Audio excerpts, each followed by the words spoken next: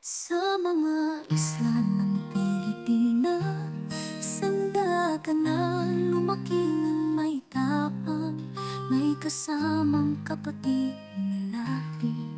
Natuto sila na tumayo ng matatatag, nag-iisa sila na tumayo ng matatag.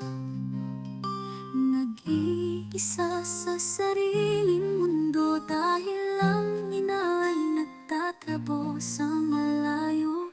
Isang tahimik na kaluluwa na nagtatago ang damdamin, ngunit ang determinasyon ang kanyang pinakamalaking sandata. Siya'y umahabong tulad ng mula sa tuktok. Siya'y nagsisimula pa lamang, ang kanyang ursing degree isang dahilan upang ipagmalaki